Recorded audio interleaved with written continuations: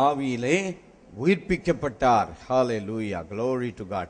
அநீதி உள்ளவர்களுக்கு பதிலாக ஆண்டவர். உங்க நீதி உங்களால் நிறைவேற்ற முடியுமா? ஹலோ, உங்க நீதி உங்களால் நிறைவேற்ற முடியுமா? உங்க ஜெபமே முதல்ல உங்க நீதி தான், தெரிஞ்சுங்க. ஹல்லேலூயா. உங்க நீதி உங்களால நிறைவேற்ற முடியாது. முடியுமா? வாங்க பிரதர் முத்துக்குமார், உங்களை ஒரு நாள் கூப்பிட்டதில்ல, வாங்க இப்படி.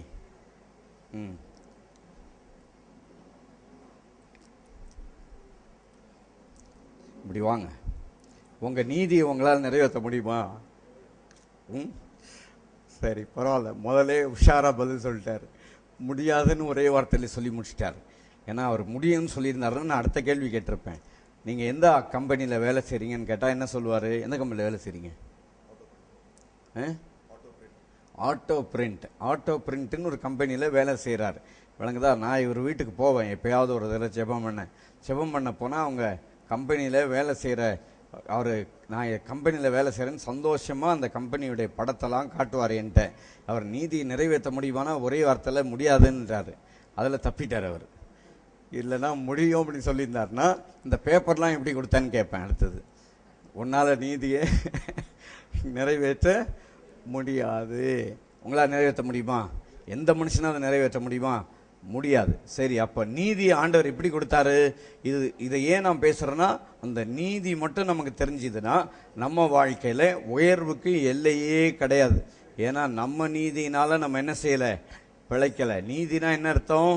Right standing before God. விளங்குச்சா? ரைச்சியஸ்னஸ்னா என்னது? Right standing before God. அதுதான் 1 பேதுரு 3:18 பதில் போட்டிருக்கு. நம்மை தேவனிடத்தில் சேர்க்கும்படிக்கு. நீதினா அர்த்தம் என்ன? நீதினா என்னதுங்க? நம்மை தேவனிடத்தில் சேர்க்கும்படி. நீதினா நான் உங்களுக்கு சொல்லி கொடுத்தது பிதா முன்பாக நிற்கிற தகுதி அப்படின்னு சொல்லி. ஆனால் வசனத்திலே இருக்குது. நீதினா அர்த்தம் என்ன? நம்மை தேவனிடத்தில் சேர்க்கும்படிக்கு. அதனால இந்த நீதியை ஆண்டவர் எப்படி கொடுத்தாரு? எல்லாருக்கும் தெரியும். ரோமர் 3:24 என்ன சொல்லுது? சொல்லுங்க. இலவசமாய் கிறிஸ்து இயேசுவில் உள்ள மீட்பை கொண்டு நீதிமான்கள் ஆக்கப்படுகிறார்கள். நீங்கள் நானும் நீதிமான என்ன செய்யப்படுறோம்? நீதிமான செய்வாங்களா ஆக்குவாங்களா? ஹலோ, சோறை செய்வாங்களா ஆக்குவாங்களா? அப்படி சொன்னதான் உங்களுக்கு புரியும். அதனால கேட்குறேன். சோறு என்ன செய்வாங்க? சோறு ஆக்குவாங்களா செய்வாங்களா? ஆக்குவாங்க. அதே போல ஆண்டவர் நீதிமான செய்கிறாரா ஆக்குறாரா? நீதிமான ஆக்குறாரு. அதனால் அப்படின்னா அர்த்தம் என்னன்னா, உன் பக்தியினால உன் சக்தியினால நீ என்ன செய்ய முடியாது. நன்றி, நீங்கள் போகலாம், தேங்க்யூ. தப்பிட்டீங்க. உங்க சக்தியினால உங்க பக்தியினாலே நீங்க என்னவா மாற முடியாது? நீதிமானா மாற முடியாது. ஆண்டவர் உங்களை என்ன ஆக்குறாரு? நீதிமானா ஆக்குறாரு. அதுதான் கலாத்தியர் 2:17 பார்த்தோம். கிறிஸ்துவுக்குள்ளாக நீதிமான்கள் ஆக்கப்பட்டவர்கள் பாவிகளாக காணப்படுவோமானால். அப்போ இயேசு கிறிஸ்துவுக்குள்ளாக நீதிமான ஆக்கப்பட்டுட்டீங்கன்னா நீங்க யார் கிடையாது? பாவி கிடையாது. உங்களை என்ன ஆண்டவர் நீதிமானா எப்படி ஆக்குறாரு? எப்படிங்க? நீங்க நிறைய உபவாசம் பண்ணி ஜெபம் பண்ணி நீங்க நல்லவனா இருந்தாதான் நீதிவான் ஆக முடியுமா? நீதிமான் அப்படி ஆக முடியும்? சபை அப்படி மாத்திருச்சு. நீ உபவாசம் பண்ணி பாஸ்டர் பாஸ்டரை பார்த்த உடனே என்ன செய்யணும்? பாஸ்டர் வீட்டில் பெல் அடிச்சு படி ஏறும்போது என்ன செய்யணும்? தோத்திரம் தோத்திரம் தோத்திரம். அது வரைக்கும் தெருவில் வர்ற வரைக்கும் தோத்திரமும் கிடையாது, ஆத்திரமும் கிடையாது. ஆனால் பாஸ்டர் வீட்டில் பெல் அடிச்சு படி ஏறும்போது என்ன வந்துடும்? ஒரு சில ஆள் பார்த்தீங்கன்னா படி ஏறும்போது ஹல்லேலூயா தோத்திரம் தோத்திரம்னு ஆரம்பிச்சிடும். ஏன்னா பாஸ்டரை பார்த்தோன்னே இவருக்கு என்ன வந்துருச்சு? பக்தி வந்துருச்சு. ஆண்டவர் பக்தி உனக்கு உன் பக்தியை உன் சக்தியினால ஆண்டவர் உன்னை ஆசீர்வதிக்கலை. எப்படி ஆசீர்வதிக்கிறாரு? அவரே இலவசமா நம்மை நீதிமான் ஆக்கி, அந்த நீதிமான் ஆகிறதுக்குரிய அந்த செலவு என்னது? What is the cost of becoming a righteous man? ஆண்டவர் யாரை நீதிமான் ஆக்குறாருன்றதுக்கு வசனத்தை படிச்சிருங்க. இது ரோமர் 4:4. ஒருவன் கிரியை செய்யாமல், அது முதல்ல இருந்து படிச்சிருங்க. ஒரு கிரியை செய்கிறவனுக்கு வருகிறது கூலி கிருபை என்று எண்ணப்படாமல் கடன் என்று எண்ணப்படும். ஒருவன் கிரியை செய்யாமல். கர்த்தர் யாருங்க நீதிமான் ஆக்குறாரு? ஹலோ, நல்லவனை இல்லை, நிறைய பக்தி எல்லா ஜபத்திலையும் கலந்து கொள்றவன நீதிமான் ஆக்கல. அதாவது நல்லா ரொம்ப வெள்ளையும் சொல்லையுமா போட்டவன நீதிமான் ஆக்கல. யாரை கர்த்தர் நீதிமான் ஆக்குறாரு? நீ நீதிமான் ஆகணும்னா யாரா இருக்கணும்? பாவியா இருக்கணும். பாவியா இருந்தாதான் என்ன ஆக முடியும்? அதுக்கு பழைய ஏற்பாட்டில் ஒரு உதாரணம் இருக்குதே, ஆண்டவர் சொல்லி கொடுத்தார். எங்கே இருக்குது? லேவியராகமும். நான் பண்ணுற பிரசங்கத்தில் நம்ம ஆளுங்களே மனப்பாடமே பண்ணி வச்சுருப்பாங்கன்னு நினைக்கிறேன். லேவியராகமும் 13:13 போட்டிருக்குது. ஒரு மனுஷனுக்கு, கவனிக்கிறீங்களா, ஒரு மனுஷனுக்கு குஷ்டரோகம் வந்துருச்சுன்னா, குஷ்டரோகம்னா என்னது? வெள்ளை குஷ்டரோகம் வந்ததுன்னா, அங்கங்கே கொஞ்சம் புள்ளி புள்ளியாக வெள்ளை வந்ததுன்னா ஆசாரியன் கிட்ட போய் காட்டணும். ஆசாரியன் பார்ப்பான், சரி ஒரு 2-3 இடத்துல புள்ளியாக வெள்ளை வெள்ளையாக இருக்குது, அதனால் என்ன செய், ஒரு 7 நாள் கழிச்சிட்டு வான்னு ஆசாரியன் அனுப்புவான். அந்த 7 நாள் கழித்து வரும்போது அது படராமல் அப்படியே இருந்துச்சுன்னா விட்டுருவான். ஆனால் படர்ந்துச்சுன்னா என்ன செய்யணும்? லேவியராகமும் 13:13 படி அந்த வெள்ளையாக வருது பாருங்க, சரீரம் முழுசும் வெள்ளையாயிட்டா அவன் யாரு? சுத்தம் உள்ளவன். பாவி, நீ மொத்தமாக பாவியாகி இயேசுவை ஏற்றுக்கிட்டீங்கன்னா நீ யாரு? நீதிமான். நீ அறகுறையா நான் கொஞ்சம் கொடுப்பேன், we do our part, he do his part அப்படின்னா நீ கிரியை என்ன செய்யாது? குப்பை அழுக்கான கந்தன் சொல்லுது. உன் கிரியைகள் என்னது? அழுக்கான கந்தை அப்படின்னு சொல்லி வேதத்தில் சொல்லி இருக்குது. விளங்குது? அதனால நம்முடைய நீதி இல்லை, அவருடைய நீதி. அவருடைய நீதினா என்னது?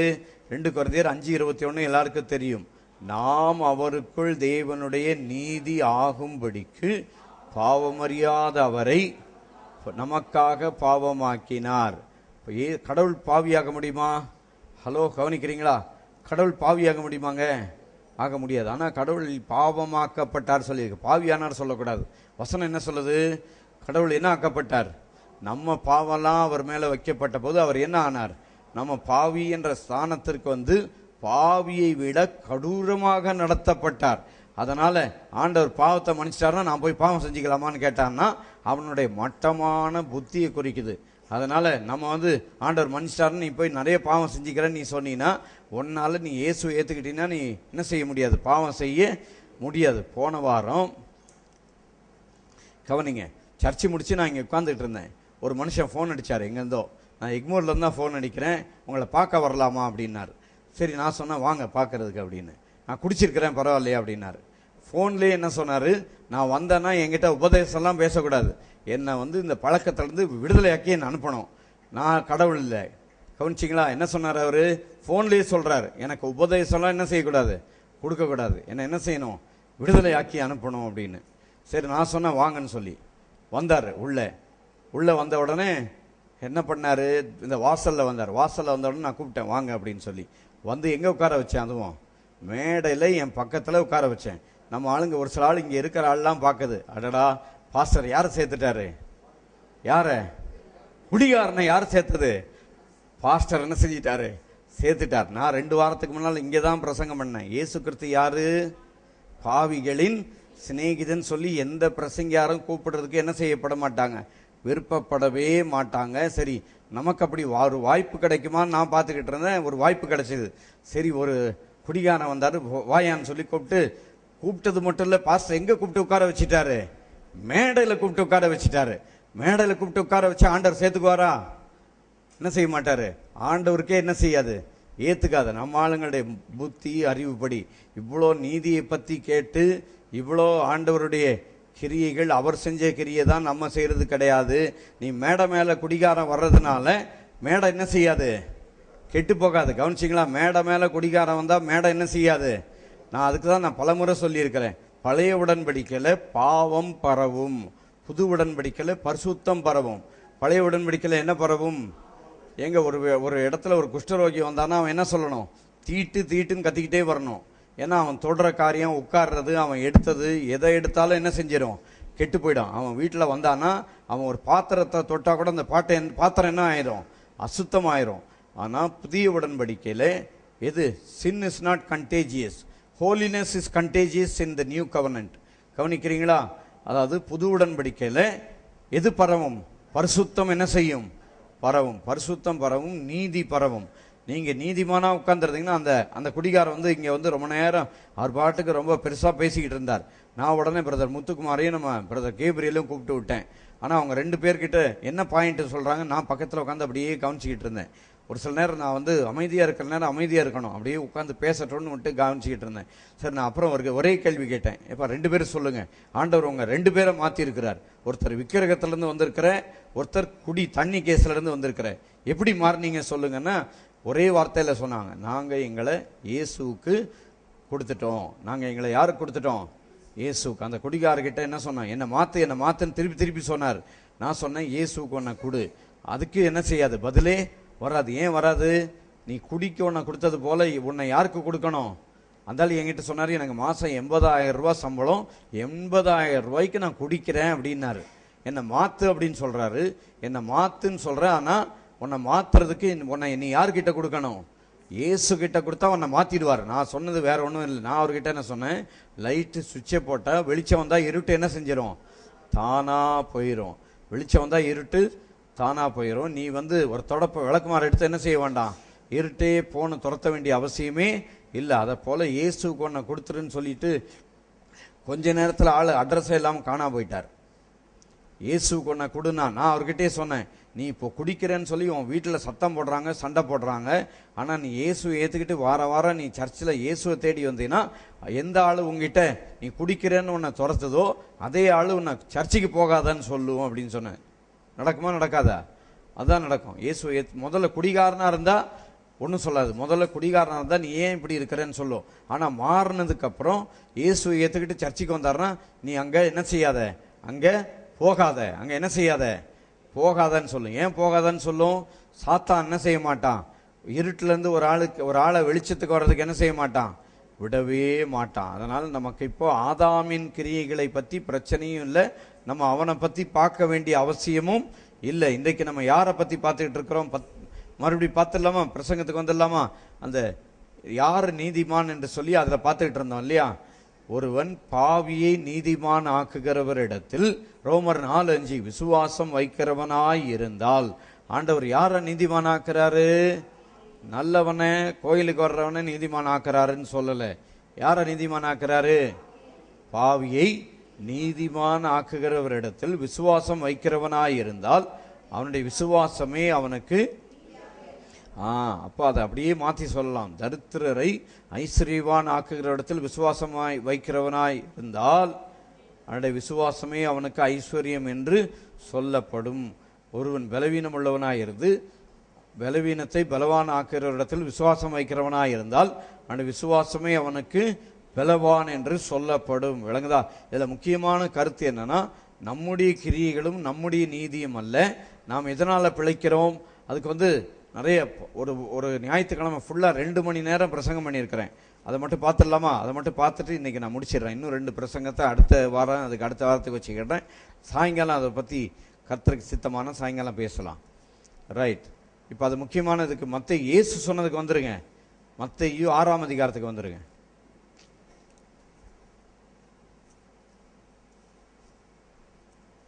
ஏன்னா இதை பார்க்கறதுலே நமக்கு நேரம் சரியா போச்சு.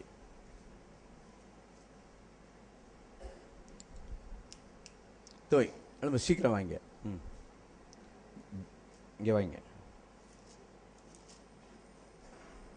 மத்தேயு சுவிசேஷம். ஏன்னா ஒரு தடவை கேட்டால் பத்தாது நமக்கு. ஒரு தடவைக்கு 10 தடவை கேட்டாலும் நம் கர்த்தர் நம்முடைய கண்களை திறந்தால் அதை போல பாக்கியம் வேற ஒன்றுமே கிடையாது. ஆகாயத்து பட்சிகளை கவனித்து பாருங்கள். சரி, இதில் முக்கியமான கருத்து எதுனா, இந்த 28ஆம் வசனத்தில் கடைசி 2 லைன் என்ன தெரியுமா?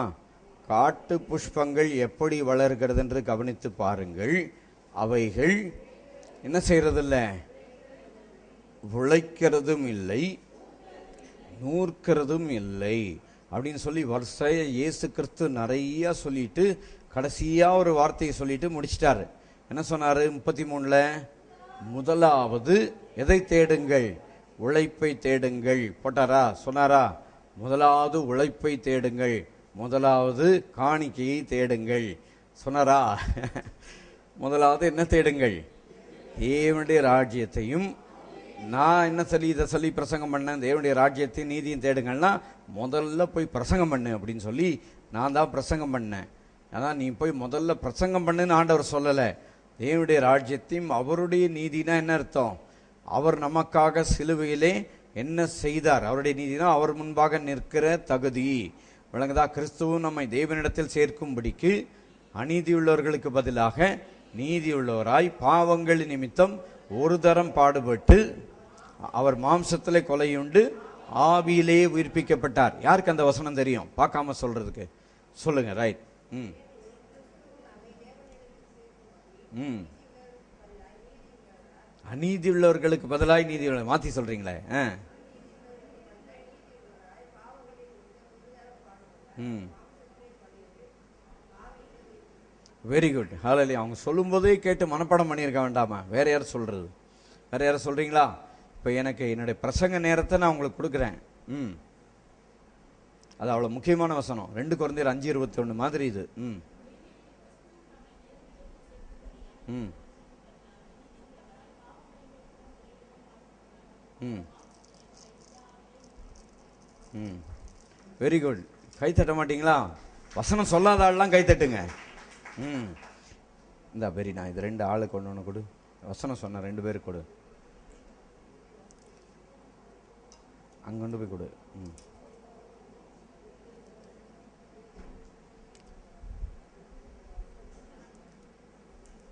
வசனம் சொன்னது கிஃப்ட். ஃபர்ஸ்ட் சொன்னது கொடுக்கலையா? இந்தாங்க முதல் சொன்னதுக்கு இருந்தாங்க. கொடுக்கலன்னு இருக்கக்கூடாது. கொடுத்துருங்க.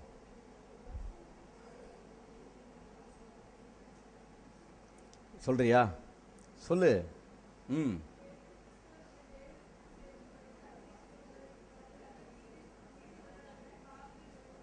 ம் ம் ம் வேற யாரு? கடைசி லைன்ல யாரா இருக்கிறீங்களா? நீங்க வசனம் சொல்லனா கை வந்து சத்தமா தட்டுங்க.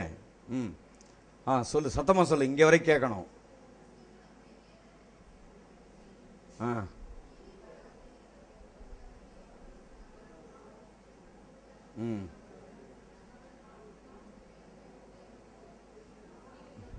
உயிர்ப்பிக்கப்பட்டார். எல்லா கரங்களை தட்டி ஆண்டவருக்கு நன்றி சொல்லுங்க.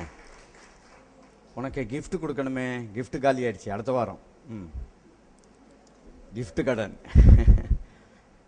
ரைட். வேற யாரா சொல்றீங்களா? கிஃப்ட் இருந்தா சொல்லிருப்பேன் பாஸ்டர். அப்படியா? கமான். வேற யாரா சொல்றீங்களா? 1 பேதுரு 3:18.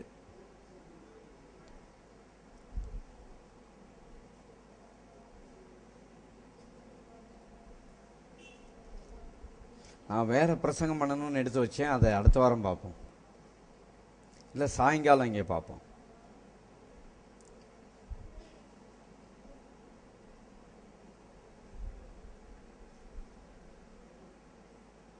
படிச்சிட்டிங்களா? சொல்லுங்க.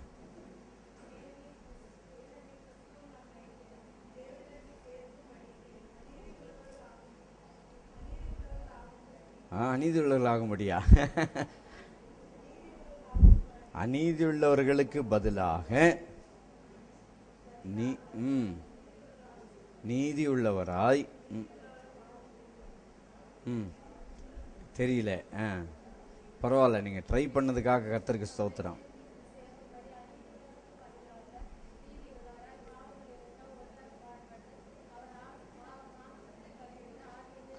ஆமென். ஹல்லேலூயா. glory to Jesus. கர்த்தருக்கே மகிமை. வேற யாரா இருக்கிறீங்களா? யாருக்கு நான் கிஃப்ட் கொடுக்கல? பேர் எழுதணுமே, அப்புறம் மறந்துச்சுன்னா அது வேற தொல்லை. ஜெனிஃபர். இதோ இருக்கு, பேனா இருக்கு, நான் எழுதிக்கிறேன். பேர் தெரியும்.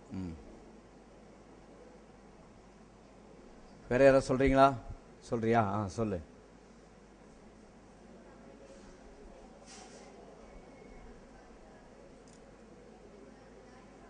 நீதி உள்ளவராய்.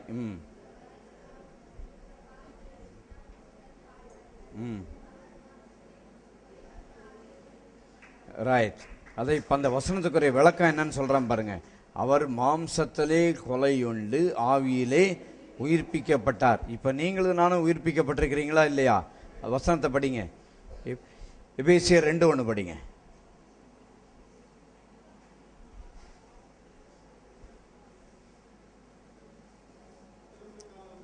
அக்கிரமங்களினாலும் பாவங்களினாலும் மரித்தவர்களாயிருந்த நம்மையும் உயிர்ப்பித்தார். அதை கவனிச்சிங்களா? அவர் எல்லாரும் சொல்லுங்க. அவர் மாம்சத்திலே கொலையுண்டு ஆவியிலே உயிர்ப்பிக்கப்பட்டார். அதனுடைய விவரம் என்னன்னா, நம்ம பாவம் செஞ்சதுக்கு நம்ம மாம்சத்தில் என்ன செய்யப்படணும்? கொலை செய்யப்படணும். நீங்களும் நானும் கொலை செய்யப்படாமலே என்ன செய்யப்பட்டுட்டீங்க? உயிர்ப்பிக்கப்பட்டுட்டீங்க. விளங்கிச்சா? எத்தனை பேருக்கு புரிஞ்சுது? மாம்சத்தில் கொலை உண்ணப்பட வேண்டும். உங்களை என்னையும் பாவத்துக்கென்று நாம் அதற்குரிய தண்டனையை அனுபவிக்காமலேயே கர்த்தர் நம்ம என்ன செய்து விட்டார்? உயிர்ப்பித்து விட்டார். அதுதான் அந்த வசனத்தில் இருக்கிற பெரிய ரகசியம். அவர் மாம்சத்திலே கொலையுண்டு ஆவியிலே உயிர்ப்பிக்கப்பட்டார். ஆனால் உங்களை என்னையும் கர்த்தரை எப்படி நீதிமானாக்கினார்? ரோமர் 3:25 படி இலவசமாய் கிறிஸ்து இயேசுவுள்ள மீட்பை கொண்டு நீதிமான்கள் ஆக்கப்படுகிறார்கள். இலவசமா நீதிமானாக்கினார். அடுத்தது எப்படி நீதிமானாக்கினாரு? ஈவாக. எங்க போட்டிருக்குது? ரோமர் 5:17. எல்லாரும் சேர்ந்து சொல்றீங்களா? அல்லாமலும் ஒருவனுடைய மீறுதலினாலே அந்த ஒருவன் மூலமாய் மரணம் ஆண்டு கொண்டிருக்க கிருபையின் பரிபூரணத்தையும் நீதியாகிய ஈவின் பரிபூரணத்தையும் பெறுகிறவர்கள் இயேசு கிறிஸ்து என்னும் ஒருவராலே ஜீவனை அடைந்து பலனை அடைந்து சுகத்தை அடைந்து ஐஸ்வர்யம் அடைந்து ஆளுவார்கள் என்பது அதிக நிச்சயமாமே. அப்ப நீதியாகிய கிருபையின் பரிபூரணத்தையும் நீதியாகிய ஈவின் பரிபூரணத்தையும் உங்களுக்கு எனக்கு கர்த்தர் நீதி எப்படி கொடுத்தாரு? இலவசமாக. அடுத்தது ஈவாக. ஆண்டவர் இறக்கப்பட்டு கொடுக்கல. ஈவாகன்னு சொல்லும்போது அது என்னன்னு சொல்லி தெரிஞ்சுக்கிடுங்க. ஆண்டவர் இறக்கப்பட்டு என்ன செய்யல? கொடுக்கல. இறக்கத்துக்கும் ஈவுக்கும் அர்த்தம் வேற. இறக்கம்னா என்ன தெரியுமா? அதாவது ஆண்டவர் அதை சொல்லி கொடுத்தாரு. என்னன்னா, இப்போ நீங்கள் தெருவில் போகும்போது ஒரு கண்ணு தெரியாத ஒரு ஆள் போச்சுன்னா என்ன செய்வீங்க? இந்த ஆள் கண்ணு தெரியலன்னு ஒரு 10 ரூபாயோ கொடுத்து அவர் ரோடை தாண்டனா ரோடை தாண்டி விட்டுட்டு அவர் கையில் ஏதாவது இறக்கப்பட்டு என்ன செய்வீங்க? கொடுப்பீங்க. ஆண்டவர் ஆனால் என்ன செய்யலை? இறக்கப்பட்டு உங்கள் பாவத்தையும் என் பாவத்தையும் மன்னிக்கலை. ஆண்டவர் எப்படி மன்னிச்சாரு? நீங்கள் கேட்ட ஆண்டவர் மன்னிச்சாரா? ஆண்டவரே என் பாவத்திலிருந்து எனக்கு விடுதலை தாரு நீங்கள் கேட்டதுக்கு அப்புறம் மன்னிச்சாரா? இல்லை அவரா வலிய வந்து மன்னிச்சாரா? எப்படிங்க?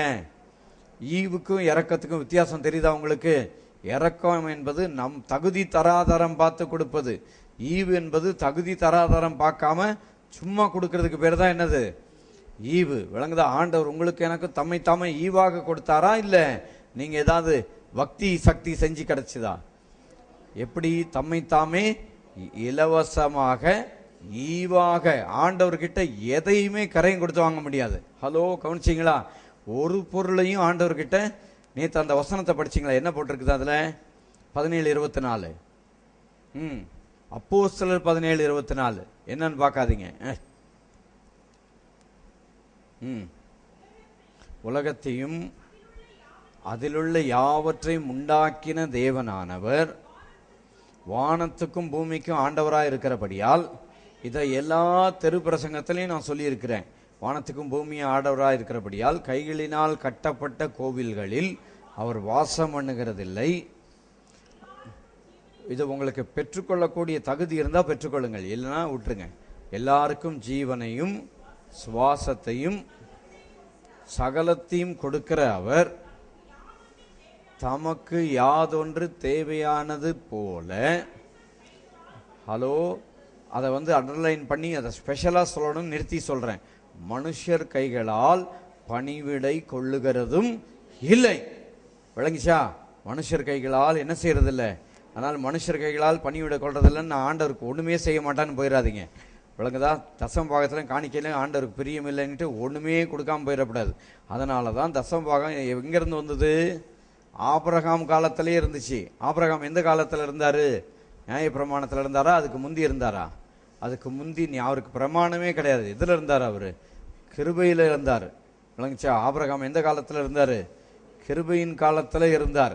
அந்த கிருபையின் காலத்தில் இருந்தவருக்கு எப்படி தசம பாகத்தை பற்றி தெரிஞ்சதோ அதை பற்றி நமக்கு தெரியவே தெரியாது. ஆனால் அவர்கிட்ட யார் வந்தது? மெல்கிசேதேக் என்ற பேரில் இயேசு கிறிஸ்துவே வந்தார். அந்த மெல்கிசேதேக் என்ற பேரில் வந்தவருக்கு ஆபிரகாம் என்ன பண்ணார்? தசம பாகத்தை அவர்கிட்ட கொடுத்தார். அப்போ அவர் அதுக்கு பதில் என்ன கொடுத்தாரு?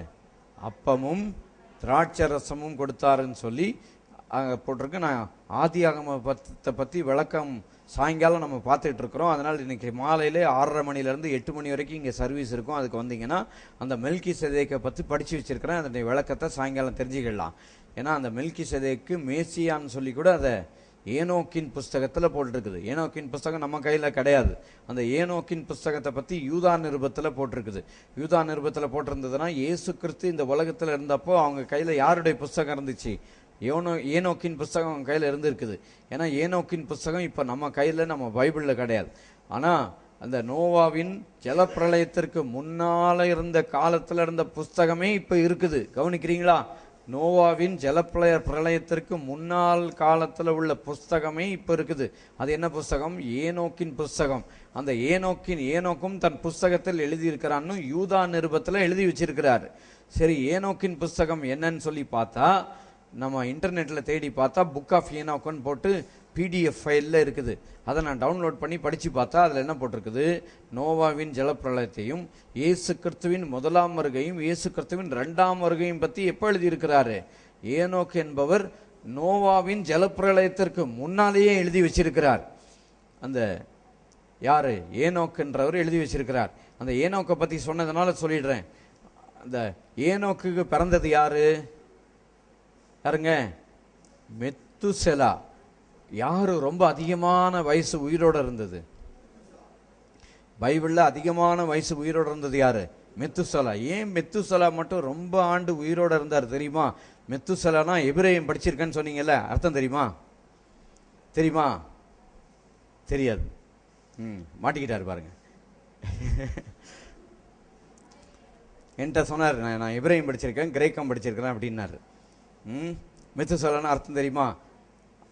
அவன் மரிக்கும் போது நியாய தீர்ப்பு வரும், அதான் அர்த்தம். வேற ஒன்றும் இல்லை. அவன் மரிக்கும் போது என்ன வரும்?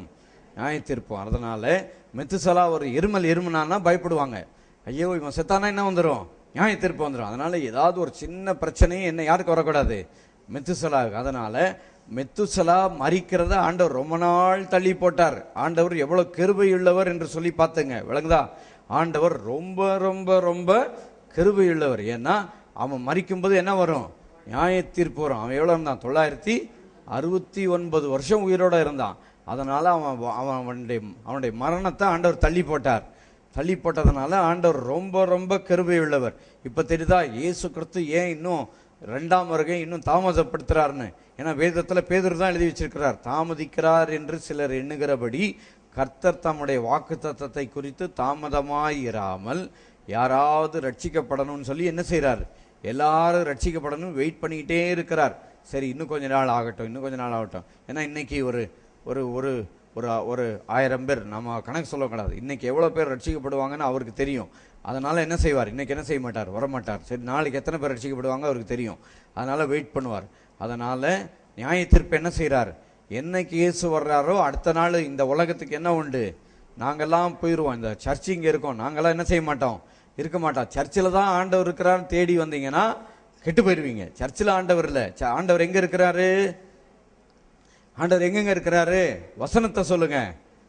இதோ மனுஷர்களுக்குள்ளே தேவனுடைய வாசஸ்தலம் இருக்கிறது. எங்க இருக்குது? மனுஷர்களுக்குள்ளே தேவனுடைய வாசஸ்தலம் இருக்கிறது. சரி, இப்போ அந்த நீதியை சொல்லி முடிச்சிடலாம். நான் எடுத்த மத்தேயு சுவிசேஷம் அதை சொல்லி முடிக்கலான்ட்டு அதுக்குள்ள ஒரு ரவுண்டு வேற எங்கேயோ சுற்றி போயிட்டேன். நான் இப்போ பிரசங்கம் அப்படியே ஹைஜாக் ஆகி வேற வழியா போயிடுச்சு. மத்தேயு சுவிசேஷம் 6ஆம் அதிகாரம் எடுங்க. நான் மார்க்க கையில் வச்சுக்கிட்டு இருக்கிறாங்க. அதுக்கு தான் இப்போ இவனை கூப்பிட்டேன். இவனை பார்த்தவொன்னே ஞாபகம் வந்துச்சு. அடடா, இவனை வேற கூப்பிட்டு உட்கார வச்சுட்டு அப்புறம் அவன் கத்துவான், என்ன கூப்பிட்டு சும்மா என் மேலே வச்சேன்னு. ரைட், இது போடு. ரிதம் 48 அதை போட்டாலே வந்துடும். போடு, அது அமுத்தது. 1 சி. பறவைகள் ரொம்ப லோவா இருக்க.